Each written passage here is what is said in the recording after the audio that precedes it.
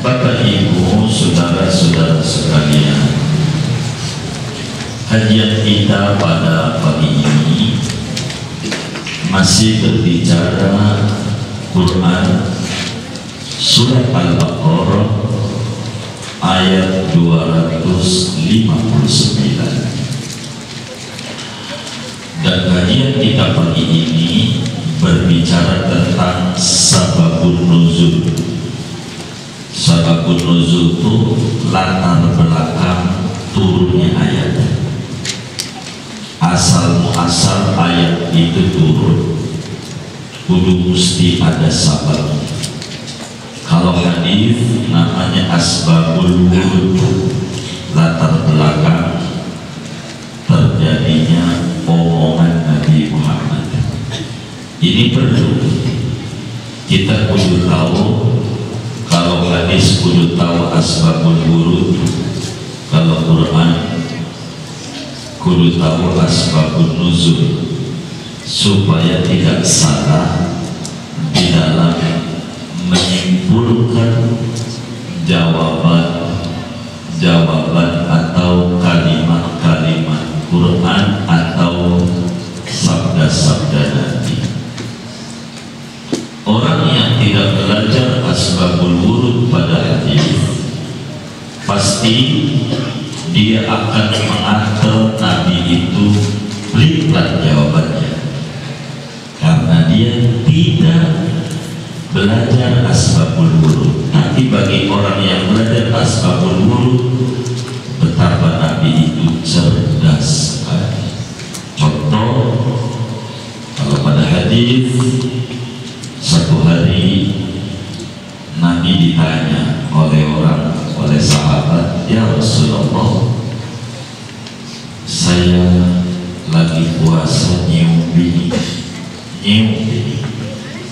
batal nggak puasa saya?" Kata Nabi, "Tidak batal, tidak lanjut."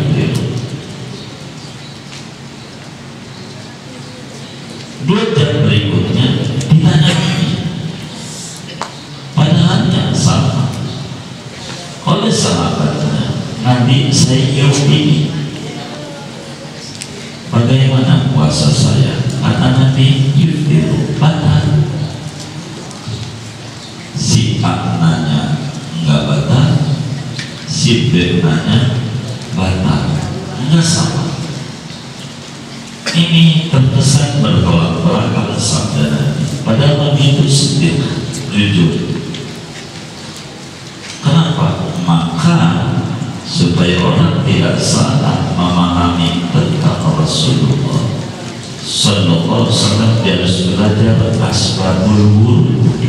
Kalau hadis, kenapa itu Nabi bilang gak batal? Kenapa itu bilang batal?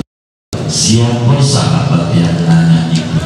Ternyata yang pertama tuh umurnya 71 tahun, yang nanya umurnya 71, yang kedua itu umurnya 17. Jadi jawaban itu mengikuti apa yang ada. Yang 17 ini bahaya, karena 17 itu namanya pandangan hidup, baru pandang doang udah itu. Sementara yang aku ini 71 perjuangan hidup, berjuang dulu baru itu. Maka yang kayak begini udah kurang resep-resep amat, maka dikatakan Nabi nggak batal, itu biasa. Yang kayak begitu ciuman sayang, bukan ciuman nafsu.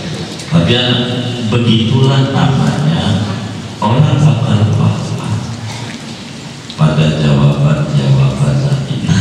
Quran ini ayat kita berbicara Muzayyid, awalladzi marra ala qaryatin wa hiya khawiyatun ala urusiha qala anna yuhyi hadhihi Allahu ba'da mautiha fa amatahu Allahu mi'ata 'amin thumma ba'atha qala kam labis qala bal labis qala labistu yawman aw ba'da yawm qala bal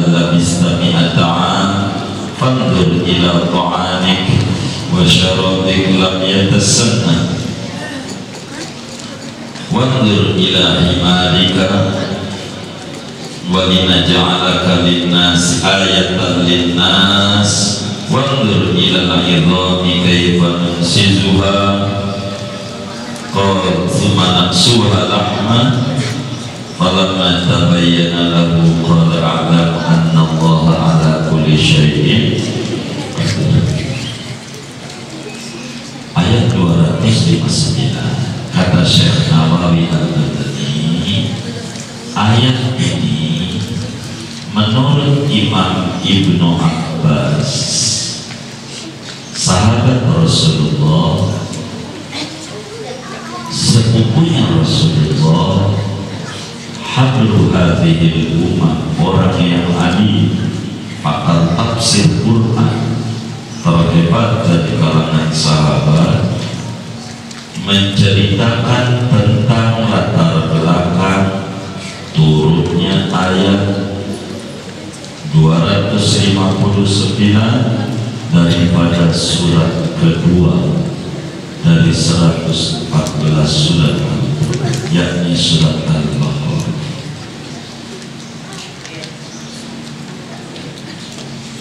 Uraiannya saudara, ketika kaum Bani Israel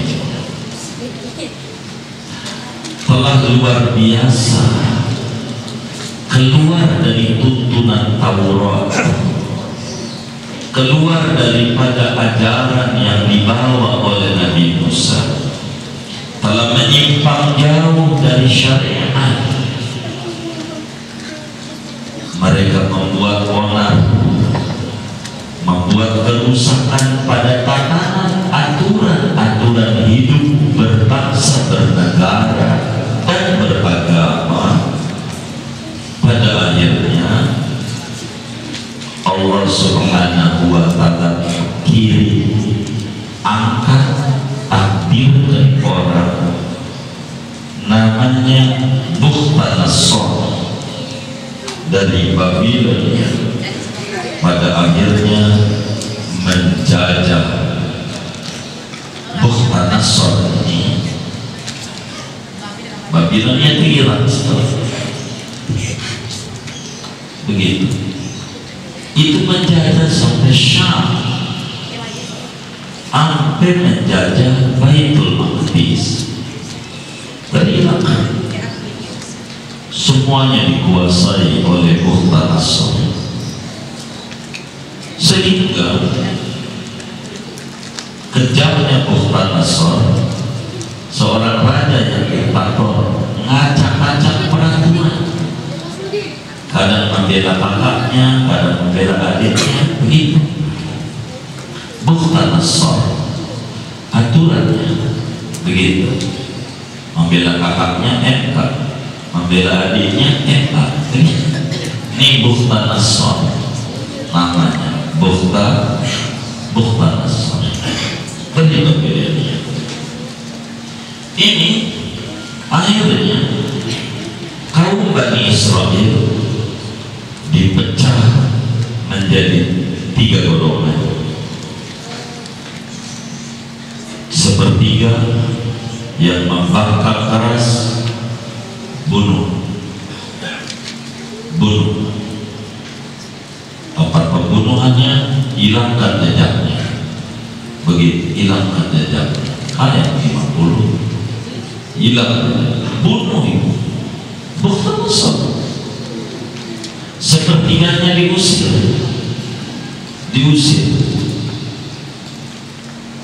nggak boleh tinggal di Syam, dan sepertiganya ditawan, dipenjara. Ini kisahnya. Sehingga kata Ibnu Abbas, Raja Bukhtanasor dari Babilonia menjajah, menggempur Bani Israel dengan bawa pasukan 600.000 peleton pergu. Satu orang bawa satu bendera. dibawai banyak orang, banyak. Dengan dipecah tiga tadi, dibunuh, diusir, ditawan, dipenjara. Nah, yang di penjara ini jumlahnya 100.000 orang. Bahasa kita banyak. Kata Syekh Nawawi, fasabba min bani Israil katsir. Raja ini menawan banyak orang. Dalam tafsir yang lain, sebagaimana sumbernya tafsir Munir, salah satunya Irsaduddin Al-Isali, tafsir Abi Su'ud, 100.000 yang ditawari, termasuk Nabi Uzair ini ditawar.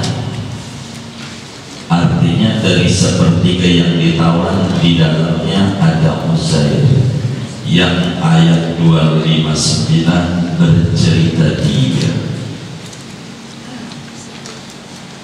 Uzair ini termasuk ulama Bani Israil, hafal Taurat, Injil Perjanjian Lama, hafal.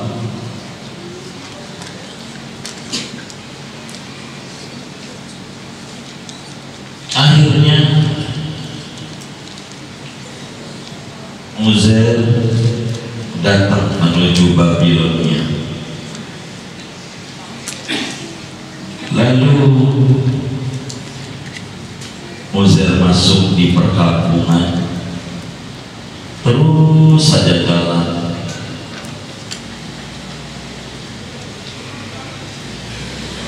Dia lihat satu kampung di Syam, di Baitul Maqdis, kampung yang udah punah, udah hancur, gedung-gedungnya udah pada roboh, tembok-temboknya udah runtuh, tinggal kue-kue. Kampung tua.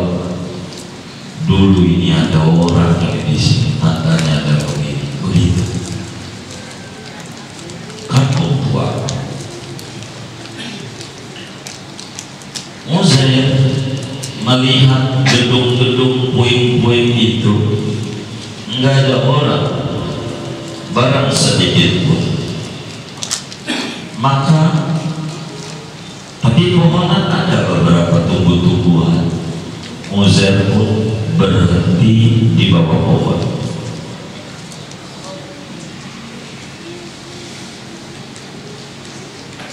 Dan Uzair datang mengendarai keledai. Akhirnya ketika lihat pohon, dia berteduh di bawah pohon, diikat keledainya di pohon itu.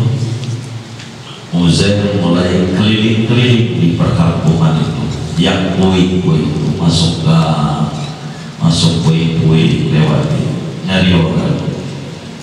Enggak ada barang orang, kagak ada di kampung itu. Udah muter-muter, datang keheranan, menggelitik sebuah pertanyaan pada Uzair. Dalam benaknya menari-nari ini pertanyaan dalam pikirannya, anna yuhyi hadhillahu ba'da mautiha. Bagaimana mungkin, bagaimana caranya Allah menghidupkan ini kampung sesudah matinya? Bagaimana cara Allah menghidupkan orang yang mati jadi hidup kembali? Ini namanya pertanyaan kemustahilan dalam adat. Begitu kata Syekh Nawawi. Pemikiran ini, keheranan pada teknis menghidupkan, bukan tidak percaya bahwa Allah kuasa menghidupkan orang yang mati, bukan itu. Tapi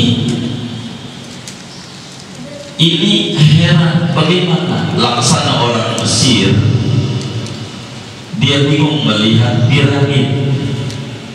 Bagaimana ini batu yang gede-gede ini bisa disusun ada tinggi? Laksana orang Magelang ada candi Borobudur. Ini bagaimana? Bukan pertanyaan itu bukan karena tidak yakin kalau Allah itu Maha Kuasa, bisa saja. Biar kata orang yang kecil angkat batu yang besar, bisa. Itu mah yakin. Uzair juga begitu. Cuma dia heran, nih bagaimana proses? Kayak herannya orang melihat wali-wali yang ada di atas gunung, di mulia, ya Allah tinggi kayak begitu. Gua ogah pangatan naik, ya Allah wali itu dulu jangan kayak sekarang, bisa mondar-mandir lu modern lu pakai ojek lagi begitu, agak perlu lu begitu. Ini usaha bertanya, ini bagaimana cara menghidupkan sesuatu yang mati jadi hidup? Usaha begitu. Nah, pohon-pohon yang ada di perkampungan itu sedang musim berbuah, ada anggur, ada buah tin, ya gitu. Akhirnya Uzair pun juga ngambil juga dari perkampungan yang mati, yang udah gak ada makhluk hidupnya, ambil itu buah tin dan ambil juga anggur itu oleh Uzair.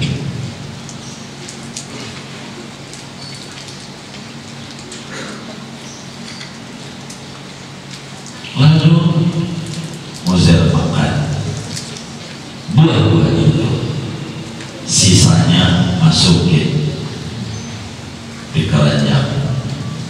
Persiapan biasa kayak ibu-ibu kalau pergi tahlilan kan tasnya enteng, tapi pas pulang kan berat, sampai Yasin ada darahan, bukan darahan telepon pecah.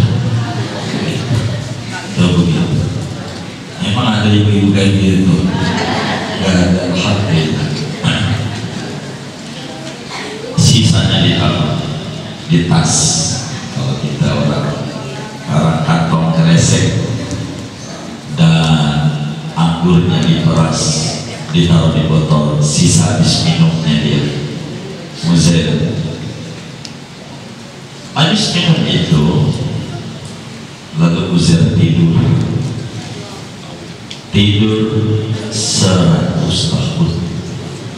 100 mati ada dua. Jadi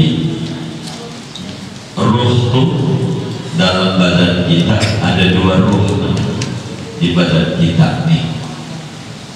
Begitu Ibnu Qayyim Al-Jauziyah mengatakan ada dua ruh di badan kita. Pertama namanya ruhul yaqadhah, yang kedua namanya ruhul hayat. Ruhul yaqadhah itu bila dicabut oleh Allah orangnya tidur. Itu namanya ruhul yaqadhah. Ruhul hayat kalau dicabut orangnya mati. Tidur itu sama kayak orang mati. Diambil dompetnya sama bininya, enggak tahu, karena kayak orang mati. Dimasukin lagi enggak tahu juga, karena orang tidur dalam mati. Sampai bininya bilang sesudah lakinya bersih, bang anterin saya ke optik. Emang kenapa? Ada mesat pada mata saya. Kenapa emang? Setiap lihat dompet orang lihat apa? saya cari ada apa nih dengan mata saya, lihat dompet, orang lihat apa?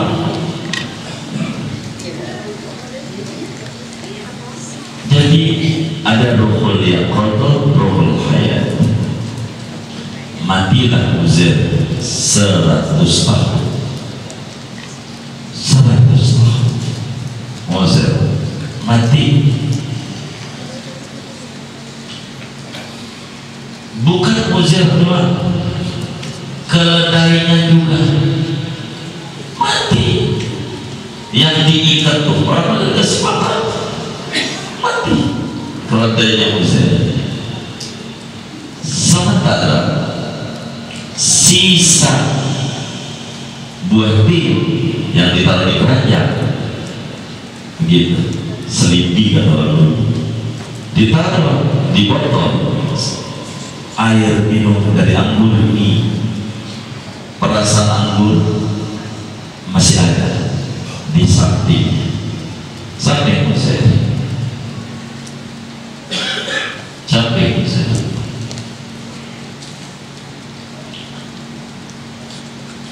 Kematian Uzair, kan kalau orang mati mesti jadi bangkai. Ini kan keendus sama orang, keendus sama binatang buas, keendus sama burung, nanti busuk, nanti makan belatung. Allah jaga dengan matinya Uzair 100 tahun itu. Kagak ada orang yang lihat, kagak ada binatang buas yang mendekat, kagak ada burung yang nyamperin sama Uzair, termasuk sama keledainya. Tidak. Setelah Uzair mati 70 tahun lamanya, pergantian kepemimpinan, ganti pemimpin.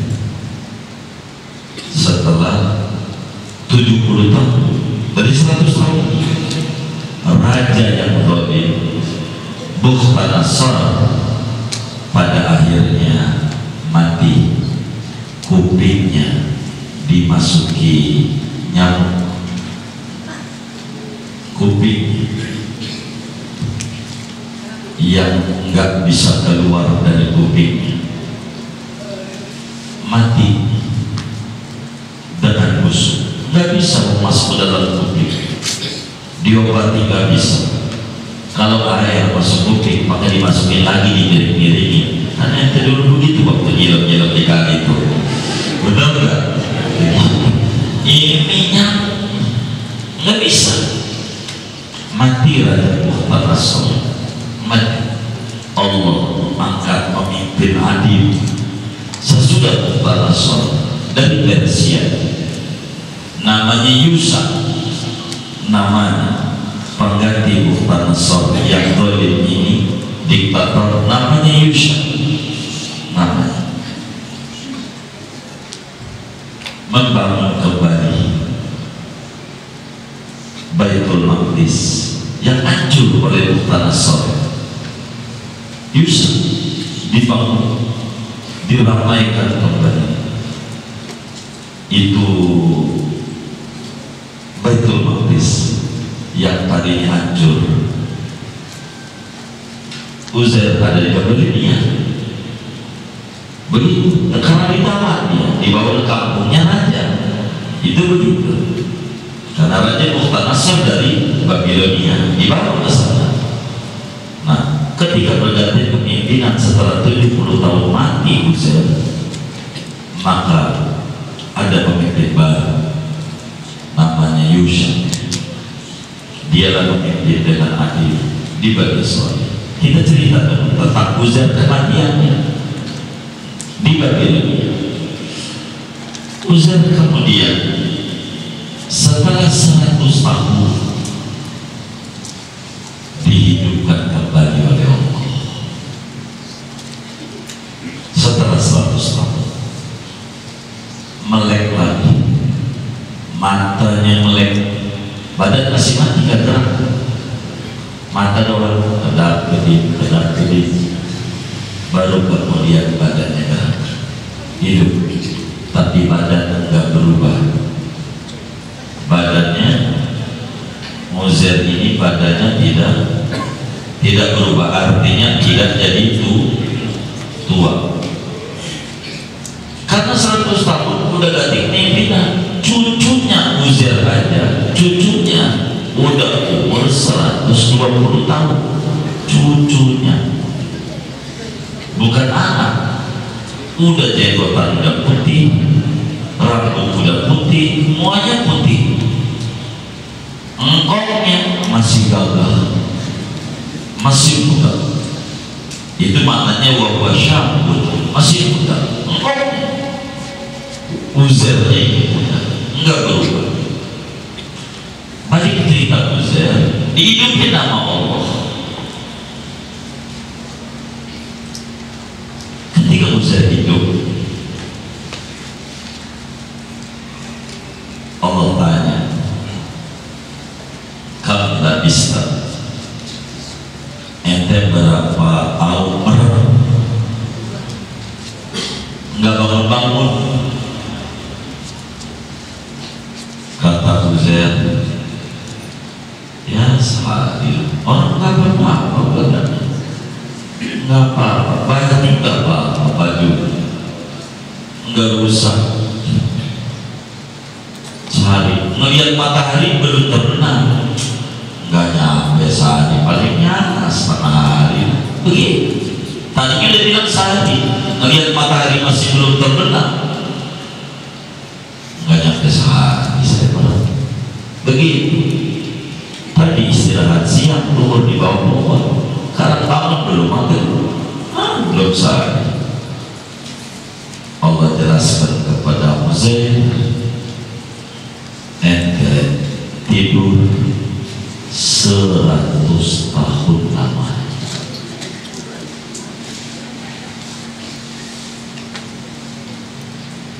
Kok nggak berubah? Begitu.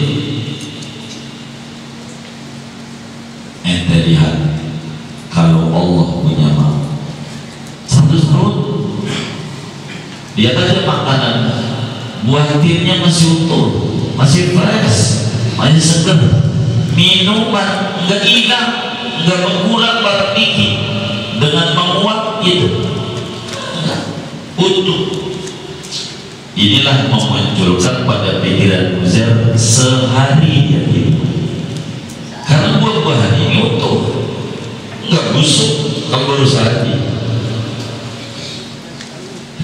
Tapi Allah bilang,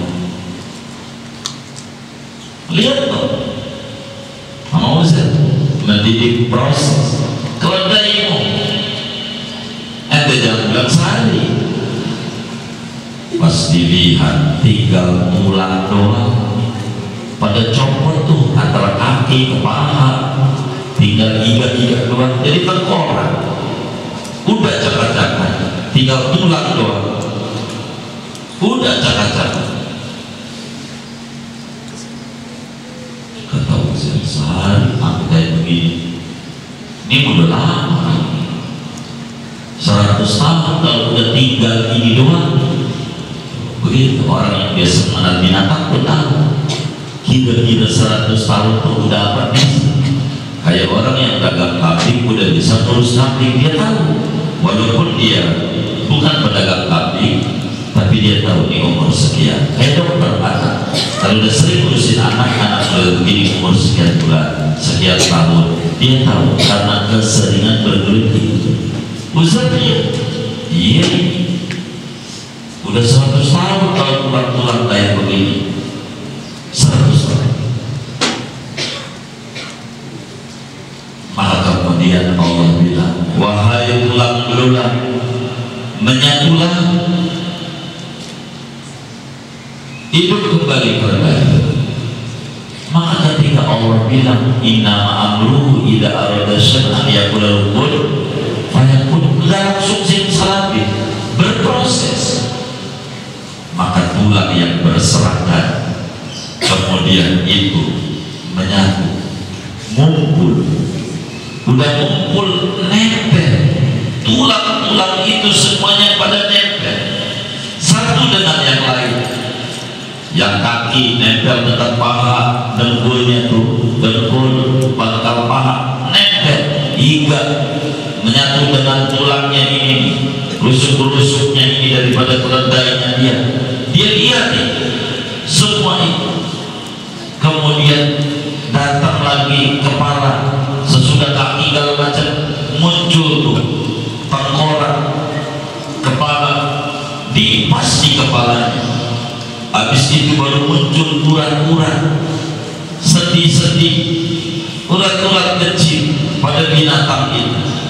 Udah nempel semuanya, daging datang tuh, dilihat sama mata kepalanya.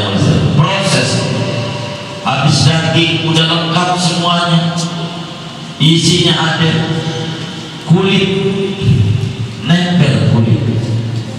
Habis nempel itu kulit, keluar bulu dari kulit. Proses demi proses bagaimana menghidupkan keledai yang mati dilihat oleh Uzair. Habis itu udah untuk, kemudian Allah tiupkan ruh pada keledai, hidup diri dengan suara ringkiknya dia. Keledai hidup, pas hidup dilihat bagaimana tulang berserakan, kumpulin jadi satu. Uzair sujud amal, sujud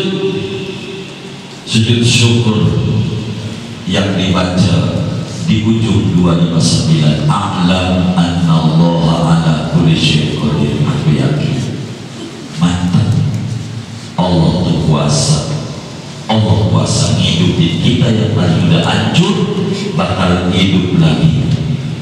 Begitu.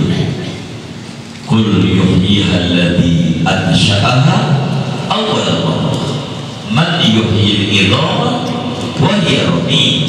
Qul yuhyiha alladhi ansha'aha awwal marrah. Itu Uzair hidup semuanya utuh dari itu. Kemudian Uzair jalan dari Babilonia dengan keledainya, dengan membawa perbekalan buat tim dan perasaan menuju Baitul Maqdis, menuju Baitul Maqdis. Uzair menuju Baitul Maqdis. Pas lihat Baitul Maqdis, Uzair nih, pas lihat Baitul Maqdis, megah, bangunan yang udah kokoh, yang tadinya hancur, dihancurkan oleh Nasr.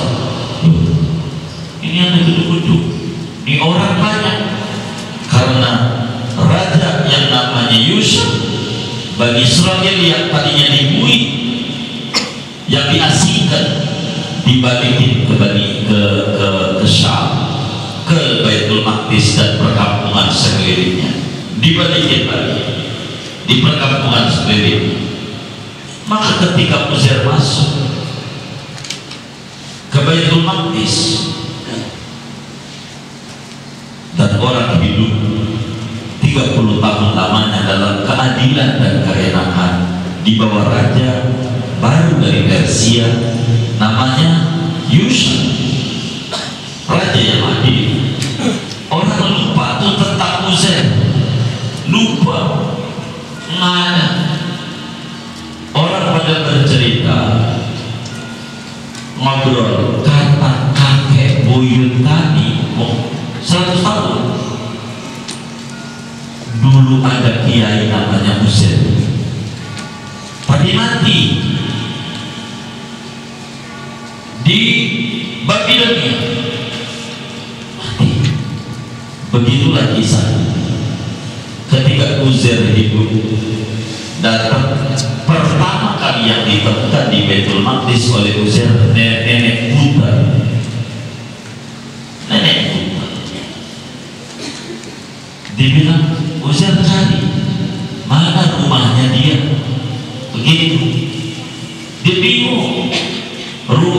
ke rumah dia.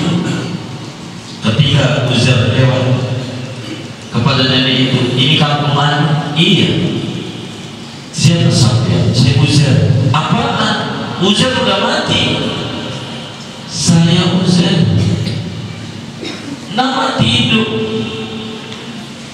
Kalau benar kamu hidup dan kamu Uzair, doakan saya, sebab Uzair itu ujar buta, orang yang doanya maju. Di mata saya buta dia melek. Kau angkat tangan. Kalau benar kau Uzair, maka Uzair doa, ya Allah, saya mohon kepada dengan asmamu yang agung, sembuhkan nenek dari buta. Melek. Detik itu juga bisa lihat. Maka nenek bercerita kemana-mana, ini Uzair. Orang tidak percaya terhadap hidupnya Uzair. Mati pada di dunia, banyak yang mati. Berita yang beredar kayak begini. Maka kemudian kalau kau Uzair beneran, coba bacakan Taurat. Maka Uzair hafal Taurat, dibaca, didikte, ngomong aja. Ibarat Quran dari mulai Bismillah Al-Fatihah sampai minal jinnati wan nas, ditulis semua Taurat itu oleh Bani Israel. Dari apa yang dihafal Uzair, Taurat yang isinya 5 kitab: kitab Kejadian, kitab Keluaran, kitab Imamat, kitab Bilangan, kitab Ulangan. Ada 5. Ini semuanya apa?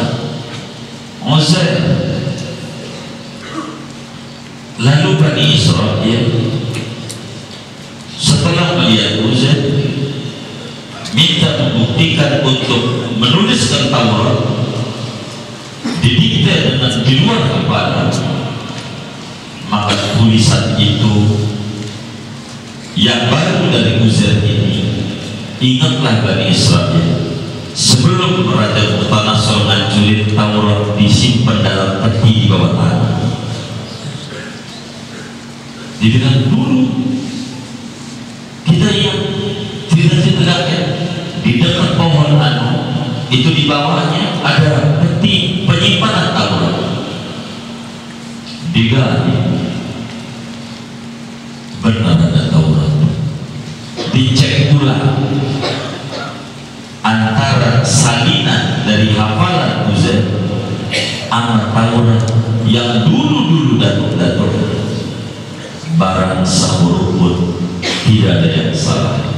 Titik komanya pun enggak ada yang luput, lengkap utuh, enggak ada selisih barang sedikit pun antara Taurat dari hafalan Uzair dengan Taurat yang terpegang asli dari datuk-datuk mereka. Ketika melihat kehebatan Uzair, mulailah muncul pada Bani Israel bahwa Uzair ini anak Tuhan yang kudu disembah. Maka Uzair di dalam pandangan orang Yahudi anak Tuhan. Tuhan menyatu pada Uzair, sebagaimana orang Nasrani mengatakan Nabi Isa anak Tuhan. Begini cerita ini, kesimpulan maknanya betapa kita disuruh mandang. Begitulah proses Allah menghidupkan kembali. Bagaimana seorang ulama minta, bagaimana proses demi proses, pada akhirnya ini ayat menerangkan tentang karomatul aulia. Bila Uzair adalah ulama, bila Uzair adalah nabi, maka berbicara tentang mukjizat. Siapa yang ingkar pada karomatul aulia, dia keluar daripada aqidah Ahlus Sunnah wal Jamaah. Alkitab Jawharatul Tauhid, Imam Ibrahim Al-Laqani menyatakan wa asbitan lil awliya'ul karamah faman nafaha fatbudan kalamah. Ahlus sunnah wal jamaah meyakini seyakin-yakinnya bahwa wali-waliullah itu diberikan karamah. Siapa orang yang mengingkari karamatul aulia, jangan dengerin, sebab dia mencoret salah satunya Quran surat Al-Baqarah 259 berbicara karamatul aulia dari Sayyidina Uzair. Nanti ada perempuan hebat waliyah, wali perempuan Maryam. Nanti kalau kita sudah masuk, tapi ini belum tamat di jilid 2 kayaknya Maryam. Semoga minggu depan udah jilid 2, tapi ini belum. Al-Baqarah belum kelar. Ini karamatul aulia. Wali itu berkeramat, Nabi itu bermukjizat, dan setiap apa yang boleh bagi Nabi sebagai mukjizat boleh bagi seorang wali min auliyaillah sebagai karomah. Dan kita disuruh mikir oleh Allah, beginilah peristiwa dulu ada orang minta penjelasan nama Allah, yakin Allah kuasa, tapi pengen tahu proses, maka sampai terjadi pada seorang namanya Uzair alaihissalam. Bacaan kita habis sampai situ. Inilah sejarah latar belakang turun Quran surat Al-Baqarah.